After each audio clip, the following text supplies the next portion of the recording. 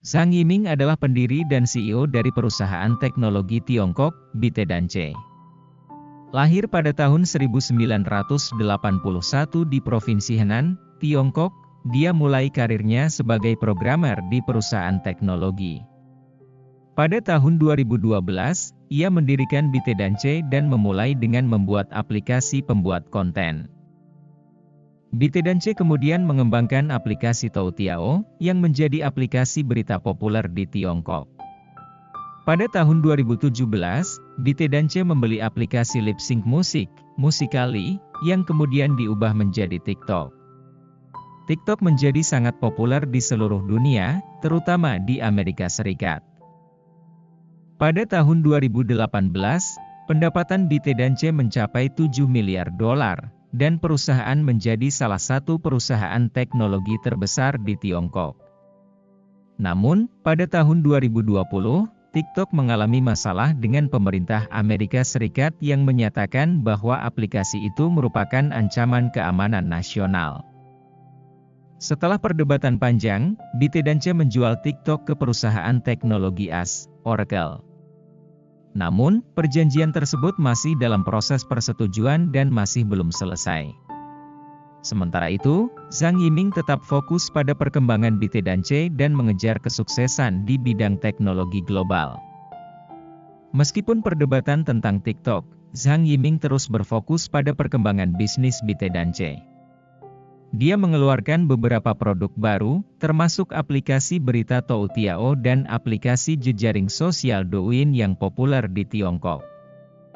Dia juga memperluas bisnisnya ke bidang lain, seperti gaming dan AI. Pada tahun 2019, Zhang Yiming mengumumkan bahwa ByteDance akan mengeluarkan $1 miliar untuk mendukung pengembangan konten video global. Ini menunjukkan bahwa dia ingin memperluas cakupan bisnis ByteDance di luar Tiongkok. Zhang Yiming juga dikenal sebagai pengusaha yang peduli dengan lingkungan. Dia membuat pernyataan yang menyatakan bahwa ByteDance akan mengurangi emisi gas rumah kaca dan meningkatkan kesadaran lingkungan. Dia juga menyumbangkan jutaan dolar untuk meningkatkan kondisi lingkungan di Tiongkok. Sampai saat ini, Zhang Yiming terus menjadi salah satu pengusaha sukses dan berpengaruh di Tiongkok. Dia diakui sebagai salah satu pemimpin teknologi dan inovator di industri. Dia juga dikenal sebagai seorang yang memiliki visi yang jelas dan mengejar kesuksesan global.